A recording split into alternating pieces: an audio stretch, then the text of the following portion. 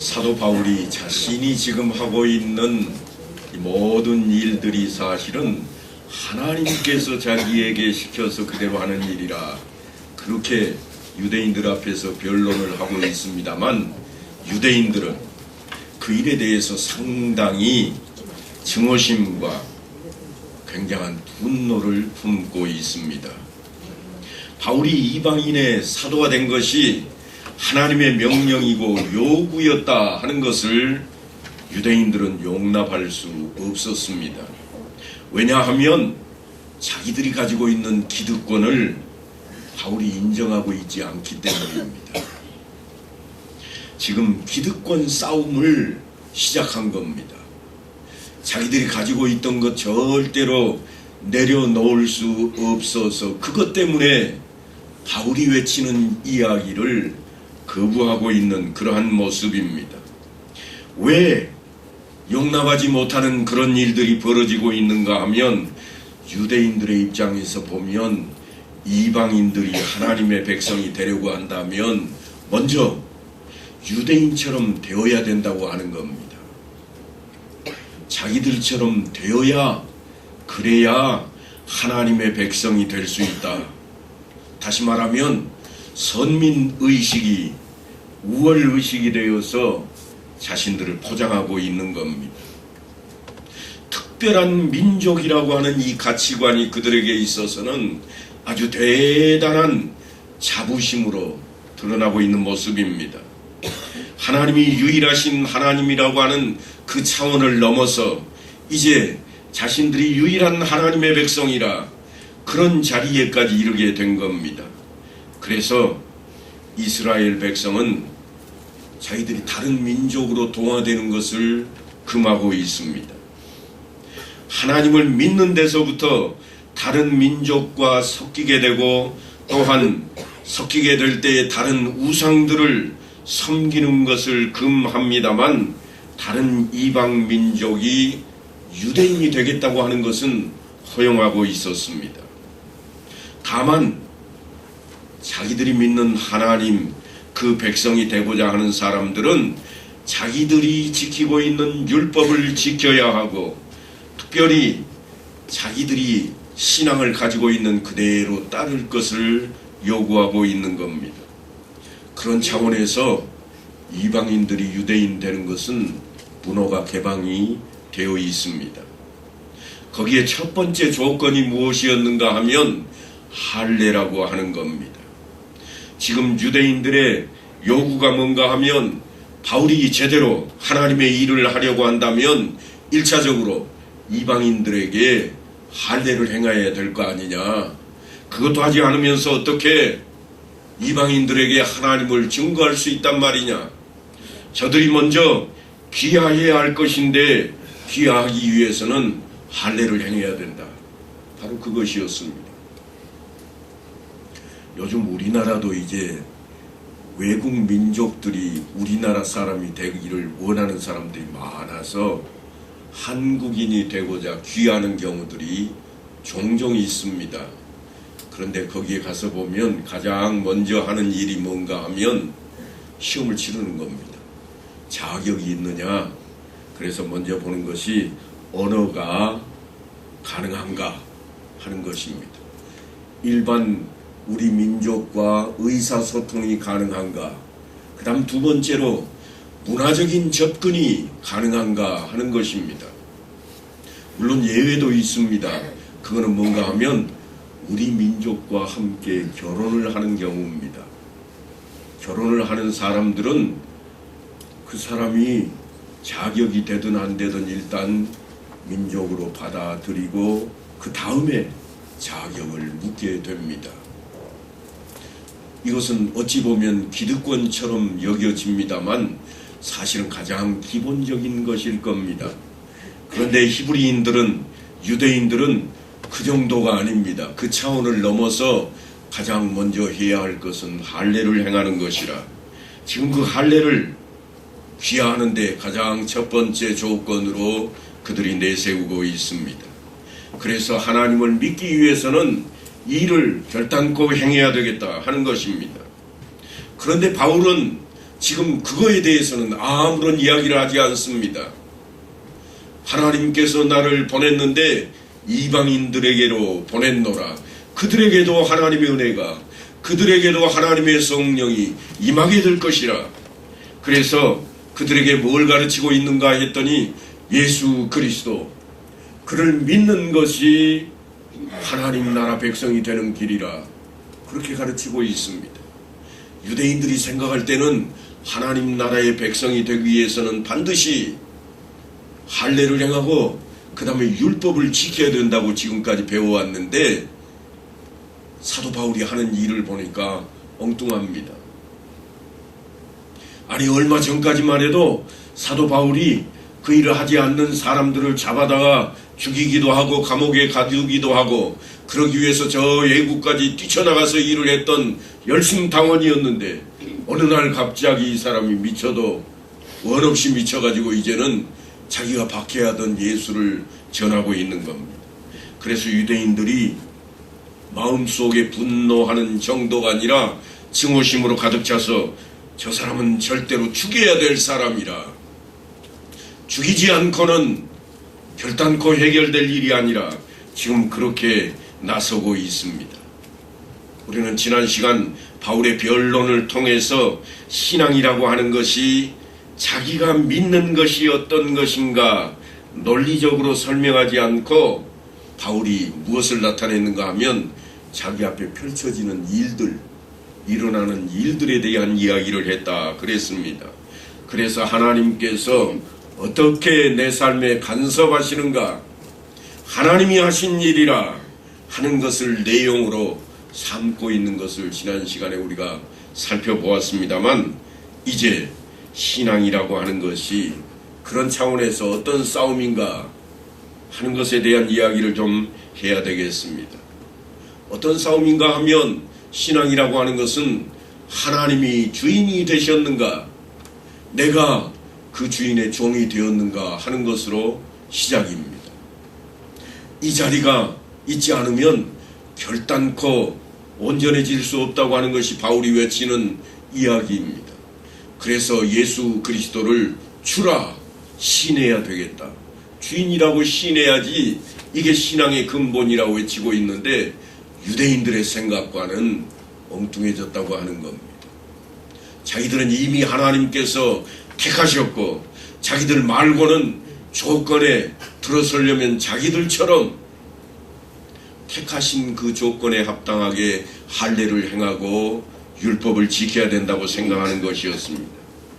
그러니까 하나님이 한 인생의 주인이 되시는 것과 한 인간이 자기 인생에 있어서 주인이 되는 것, 그것 차이가 우리 기독교 신앙의 근본적인 차이라고 하는 것을 지금 두 사상이 두드러지게 나타내고 있는 장면입니다. 지금 바울은 하나님께서 그들에게 복음을 전하라고 해서 내가 전했다, 그렇게 외치고 있습니다만, 유대인들은 들을 만한 자격이 있는 사람들이 듣고 있느냐, 지금 그 이야기를 하고 있습니다. 그걸 따지고 있습니다. 쉽게 이야기하자면 그들이 등록된 학생이냐, 불법 과외하고 있지는 않느냐, 지금 그 이야기를 하고 있는 겁니다. 자격이 되는 사람들에게 가르치고 있느냐, 자격이 안 되면 불법이다. 유대인들이 지금 법을 가지고 그렇게 외치고 있습니다.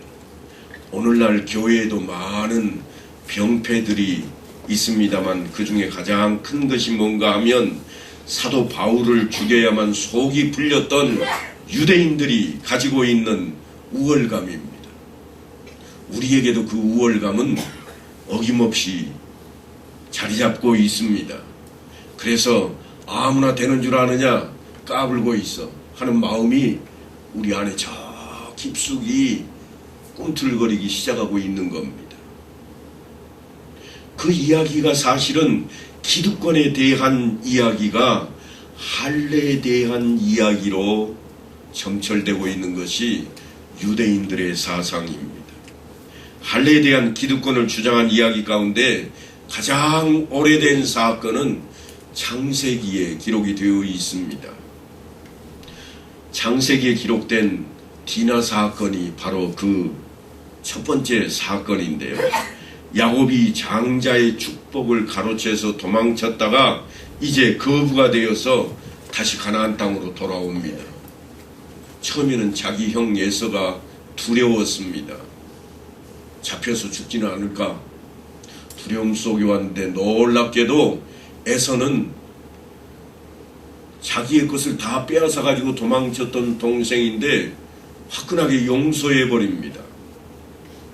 그래서 이제 야곱이 벌벌 떨게 했던 그 형 에서로부터 용서를 받고 가장 먼저 도착했던 곳이 어딘가 하면 세겜성이라고 하는 곳에 도착하게 되었습니다. 그 정황을 성경은 이렇게 기록하고 있습니다. 야곱이 바담 아람에서부터 평안히 가나안 땅 세겜 성읍에 이르러 그 성읍 앞에 장막을 치고 그가 장막을 친 밭을 세겜의 아버지 하몰의 아들들의 손에서 베크시타에 샀으며 거기에 제단을 쌓고 그 이름을 엘렐로헤 이스라엘이라 불렀더라. 그러니까 그 자리가 어떤 자리인가 하면 자기의 할아버지 아브라함이 가나안 땅에 처음 들어와서 하나님 앞에 단을 쌓았던 그러한 지역입니다. 맨 처음 그곳 상수리 나무 아래에서 제사하며 하나님의 약속을 언약으로 아브라함이 받았습니다. 이제 야곱은 거부가 되었고 그의 자녀들 중에는 딸이 하나 있는데 아주 홀로 공주 취급을 제대로 받는 딸이 하나 있습니다.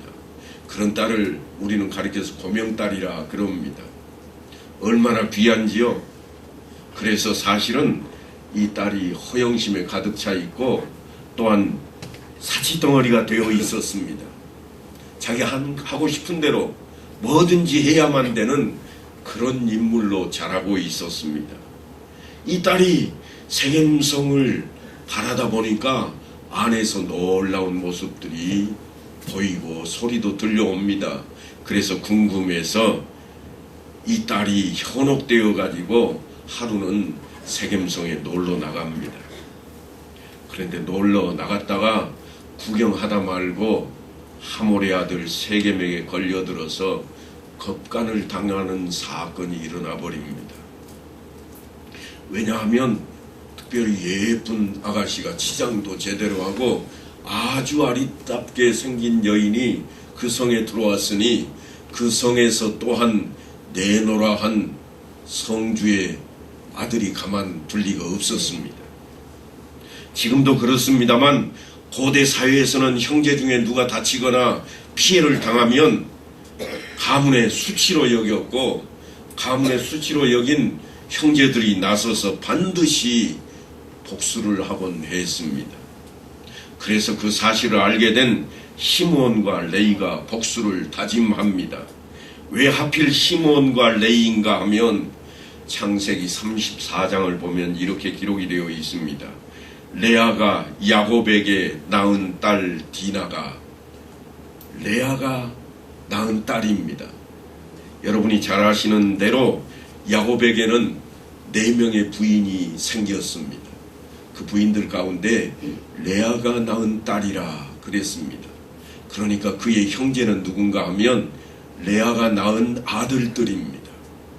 이 아들들이 넷이 있는데 르벤과 시몬과 그리고 레이와 유다입니다. 그들이 지금 어떻게 하겠다고 하는가 하면 복수하겠다. 우리를 뭘로 알아? 까불고 있어 하고 덤비려고 하는 그 자리가 같습니다. 그러니까 친오빠들입니다. 그런데 이 히브리 여인인 디나에게 첫눈에 반했던 세겜이 자기가 흡간한 사실을 잘못했다고 용서를 빌면서 결혼하겠다고 나섭니다. 내가 결혼하겠습니다. 이미 죄는 저질렀지만 내가 책임질랍니다 하는 그러한 모습이었습니다. 그래서 정식으로 청혼을 해옵니다. 청혼을 받은 디나의 오빠 시몬과 레이가 복수를 하기 위해서 음모를 꾸밉니다. 그것이 다름 아닌 히브리인으로서의 기득권을 드러내는 자리입니다.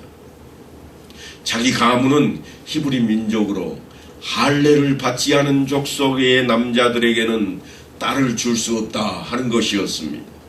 창세기 34장 12절부터 그 이야기가 나옵니다만, 이 소녀만 내게 주어 아내가 되게 하라. 아무리 큰 혼수와 예물을 청할지라도 너희가 내게 말한 대로 주리라 하고 세겜이 외치자 그에 대해서 우리는 그러하지 못하겠노라.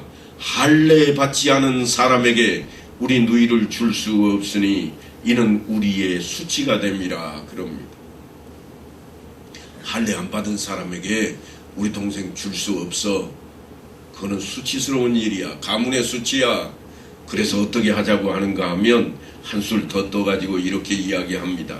만일 너희 중 남자가 다 할례를 받고 우리같이 되면 우리 딸을 너희에게 주며 너희 딸을 우리가 데려오고 너희와 함께 거주하여 한 민족이 되리라. 놀랍게도 세겜 하나만 할례를 받으라고 하고 있지를 않습니다. 너희가 다 모두 다 너희 족속이 모두 다 남자들이 할례를 다 받기만 하면 그러면 우리가 서로 결혼도 하고 한 민족처럼 그렇게 지낼 수 있겠다. 기득권인 할례를 행하면 장가를 보내줄 뿐만 아니라 한 민족이 된다는 말의 세겜은 자기 족속들 모두에게 할례를 청합니다. 드디어 성주의 명으로 성 안에 있는 모든 남자들이 다 할례를 행했습니다. 그리고 통증이 가장 심한 사흘째 되는 날 시몬과 레위가 이끄는 한떼가 세겜 성 중에 거하는 모든 남자들을 실을 말려버립니다. 짐승과 여인들은 노략질을 합니다. 이것이 디나 사건의 전모입니다.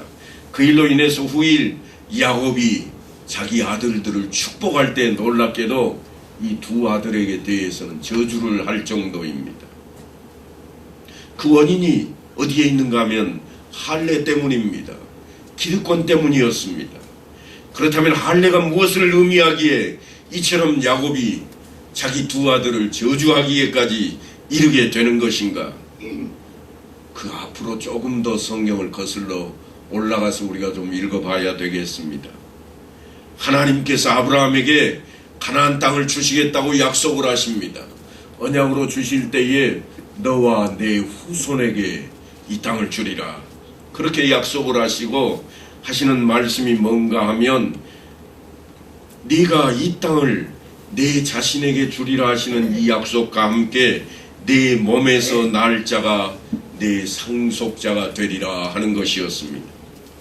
이 약속이 어떻게 해서 아브라함에게 떨어지는가 하면 처음으로 내가 이 땅을 내 자손에게 주리라 하는 그 약속을 아브라함이 받을 때 본인에게 아들이 없었습니다. 그래서 어떻게 했는가 하면 자기 종 중에 한 사람을 택하여서 그를 상속자로 삼으려고 했습니다. 그래서 그를 통해서 하나님께서 허락하시는 그 땅을 받고자 그렇게 일을 행해 나가고 있습니다. 그러자 하나님께서 그렇게 하지 않겠다. 너에게 내 씨로 내 후손을 삼겠다고 하시는 말씀을 주십니다.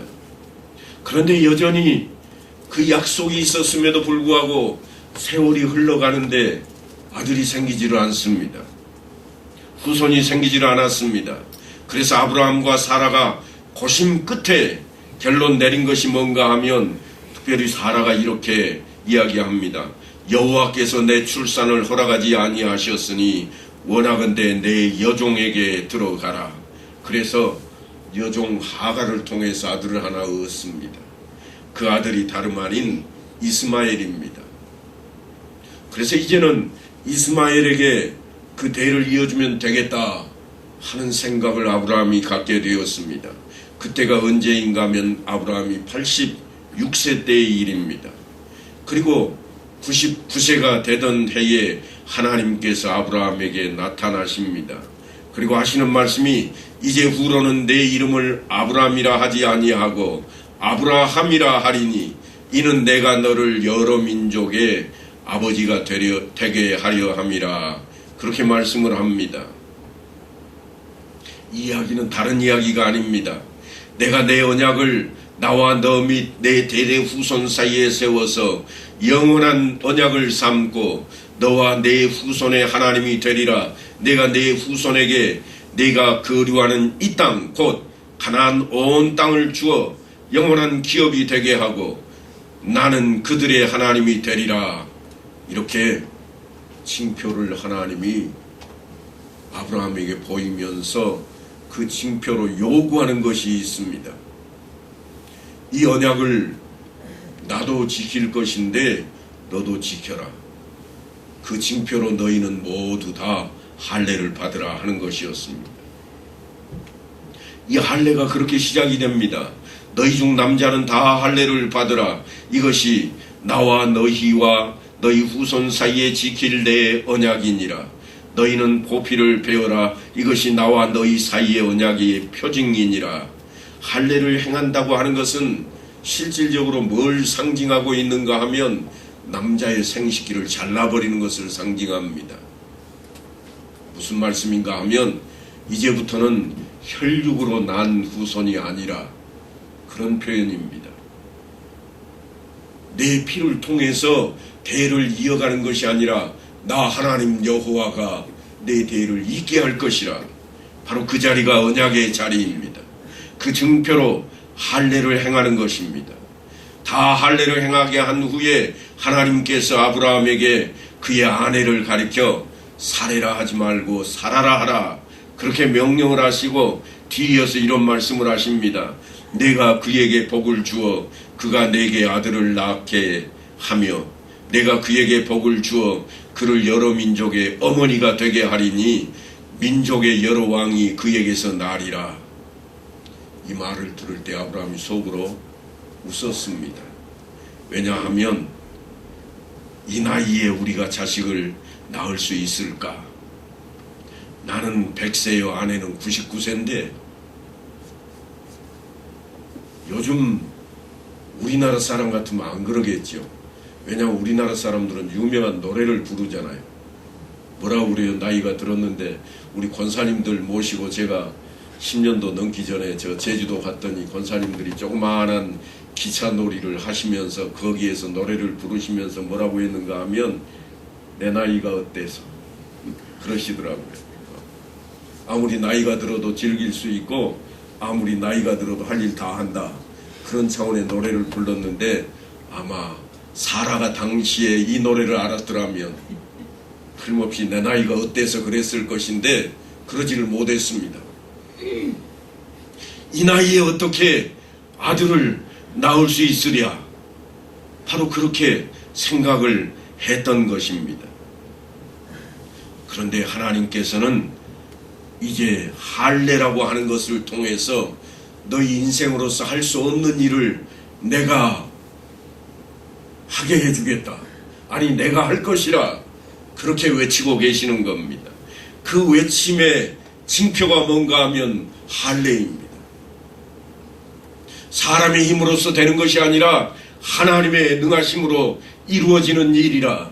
그래서 할례가 생겨났습니다. 언약의 자손이 되는 상징입니다. 그 할례를 기득권으로 잘못 사용하였기에 시몬과 레위에게 하나님께서는 야곱을 통해 저주하게 만드셨습니다. 괜히 저주하는 게 아니라 하나님의 뜻에 반하기 때문입니다. 너희 인생의 힘으로 할 수 없는 것을 하나님께서 하시노라 하는 차원의 할례인데 지금 시몬과 레위는 자기들의 힘으로 세겜성을 차지해버리기 위해서 그래서 할례를 이용해 먹고 있는 겁니다. 조금 더 나아가자면 지금 자기들 욕심 때문에 하나님을 이용하고 있습니다. 자기들이 복수를 하기 위해서 하나님을 이용하고 있다고 하는 겁니다. 할례를 악용하고 있습니다. 뿐만 아니라 학살의 대죄까지 범하게 됩니다. 생명의 표인 이 할례가 죽음의 표, 사망의 표가 되어버리고 말았습니다.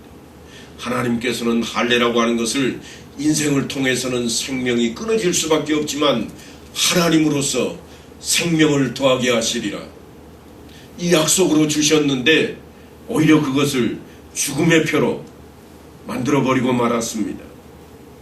그것은 사람들 앞에 자신들을 드러내기 위한 행동이었습니다. 가울지 마라, 내가 이런 사람이야 하는 것을 드러내기 위해서 이들은 세겜성을 차지했고 그 성을 쑥대밭으로 만들고 남자는 모조리 다 죽이고 여성들은 노량물로, 아이들도 노량물로 취해서 종을 삼고자 했던 것입니다. 그래서 야곱은 후일 자식들을 위해 축복하는 가운데 이 두 아들에 대해서는 저주를 하게 되는 것입니다. 하나님의 뜻을 저버린 자들이요 기득권인 양 그것을 분풀이하는 데 사용했기 때문입니다. 시몬과 레이는 형제요 그들의 칼은 폭력의 도구로다. 내 호나 그들의 모의에 상관하지 말지어다. 내 영광아 그들의 집회에 참여하지 말지어다. 그들이 그들의 분노대로 사람을 죽이고 그들의 혈기대로 소의 발목에 힘줄을 끊었음이로다. 그 노여움이 혹독하니 저주를 받을 것이요 분기가 맹렬하니 저주를 받을 것이라. 내가 그들을 야곱 중에서 나누며 이스라엘 중에서 흩으리로다. 야곱은 20년 동안이나 긴 세월 동안 표류하면서 얼마나 정착하고 싶어 했겠습니까? 하지만 그가 세겜에서 장막을 치고 머물렀던 것이 사실은 불찰이 되어버렸습니다. 하나님께서 바로 그때에 야곱을 부르십니다. 일어나 베델로 올라가서 거기에 거주하며 네가 네 형 에서의 낯을 피하여 도망하던 때에 네게 나타났던 하나님께 거기서 제단을 쌓으라. 지금 복을 받아 거부가 되어서 마음껏 누리는 것을 인해서가 아닙니다. 도망치던 그때, 어렵고 힘들었던 그때를 상기하고 네가 도망치던 때 나 하나님을 찾고 하나님 뜻대로 내 힘으로 안 되니 하나님 도와주소서 하던 그때로 돌아가라. 내가 거기서 너를 만나겠다. 하나님께서 야곱에게 그렇게 요구하고 계시는 겁니다. 그래서 야곱은 이제 신앙이 침체되고 가족들이 이방 종교에 물들어 있던 오염된 것을 깨닫고 베델로 올라가기로 작정을 합니다. 오늘 본문에 등장하는 유대인들은 마치 야곱의 아들인 시몬과 레이와 전혀 다를 바가 없습니다. 그들은 지금 할례라고 하는 것을 기득권으로 사용하고자 하는 것입니다. 생명의 놀라운 하나님의 역사로 그렇게 사용하고 있지 않습니다. 성령이 거기에도 머물더라. 그랬으면 하나님의 생명이 거기에도 빛을 발하시도다 하고 찬양하며 나섰어야 할 것인데 아니라 마치 레이와 시몬이 죽음으로 만들었던 것처럼 지금 유대인들은 이방인들을 죽음의 계곡으로 몰아내고자 하고 있는 모습입니다. 바로 그 앞에 바울이 서 있습니다. 바울은 이방인에게도 하나님의 뜻대로 내가 나가서 행하리라 외치고 있지만 유대인들은 그들이 자격이 되느냐? 자격 없는 자들에게 하나님을 전하면 안 된다. 그렇게 가로막고 있는 것입니다. 그들은 여전히 할례를 자신들만이 가지는 기득권으로 여기고 있고 할례를 행하지 아니하면 복음도 들을 수 없다고 그렇게 외치고 있습니다. 그런데 이 이야기는 오래전에 선지자 예레미야를 통해서도 그들에게 외쳐졌던 내용입니다. 지금 바울과 유대인이 있는 이 시대뿐 아니라 그때로부터 한참 이전에도 이미 선지자를 통해 외쳐졌습니다. 여호와의 말씀이니라. 보라, 날이 이르면 할례 받은 자와 할례 받지 못한 자를 내가 다 벌하리니 곧 애굽과 유다와 에돔과 암몬 자손과 모압과 광야에 살면서 살적을 깎은 자들에게라. 물은 모든 민족은 할례를 받지 못하였고 이스라엘은 마음의 할례를 받지 못하였느니라. 이스라엘이라고 다른 것 같으냐? 아니라 너희도 똑같다. 이방인과 지금 선지자를 통해서 그렇게 외치고 있습니다. 너희는 육신의 할례를 받았다고 다 된 것처럼 여기느냐? 그걸 특권으로 여기느냐? 아니라 너희는 마음의 할례를 받지 못했노라. 물론 이방인들은 육신의 할례를 받지 못했지만 그게 기득권이 될 수 없다고 하는 그런 이야기입니다. 사랑하는 성도 여러분, 여러분은 혹시 기득권을 주장하고 있지는 않습니까? 먼저 신자가 된 것을 인해서, 먼저 직분자가 된 것을 인해서 기득권을 가지고 있지는 않은지요. 그래도 내가 목사인데, 그래도 내가 장로인데, 아니 그래도 내가 집사인데, 그래도 내가 권사인데 너희와 다르다. 그것 때문에 행동이 달라지는 게 아니라 기득권으로 사용하고 있다면 새롭게 예수를 믿는 자들의 앞길을 가로막는 자리가 되어버리고 말 겁니다. 저 사람 때문에 나는 교회 가기 싫어 하는 얘기가 나오게 되는 자리가 되어버립니다. 하지만 성경은 우리에게 늘 이야기합니다. 하나님을 향하는 길은 모두 은혜로 가는 길이라. 은혜뿐이라. 은혜라고 하는 것은 값없이 받는 선물입니다. 내가 뭘 했기에 받는 게 결코 아니라는 이야기입니다. 본문에 등장하는 유대인들은 자신들이 옳다고 생각했지만 옳지 않았습니다. 자신들만이 올바로 믿는 줄로 그렇게 생각했지만 그렇지 않았습니다. 그들은 자신들이 하나님을 믿는 신자인 줄로 그렇게 알고 있었지만 성경은 그들이 하나님의 신자들이 아니라고 그렇게 기록하고 있습니다. 그들은 신자로서 거룩한 분노를 바라고 있지만 사실은 하나님을 방해하는 자리에 서버리고 말았습니다. 우리의 모습은 과연 어떠할까요? 하나님의 은혜로 얻은 구원을 통해서 하나님의 백성이 되고 하나님의 자녀가 된 것을 인해서 우리가 어떤 모습을 드러내고 있는지요. 기득권이 되어서 뒷짐지고 뒤에 처져 있지는 않는지 곰곰이 생각해 보아야만 합니다. 하나님께서 주신 이 놀라운 은혜를 인해서 내가 열심히 나서고 헌신을 하며 또한 행동하는 자리로 나아가고 있는지 이 시간 우리 모두가 깨닫고 말씀 앞에 엎드리는 귀한 시간이 될 수 있게 되기를 간절히 축원합니다.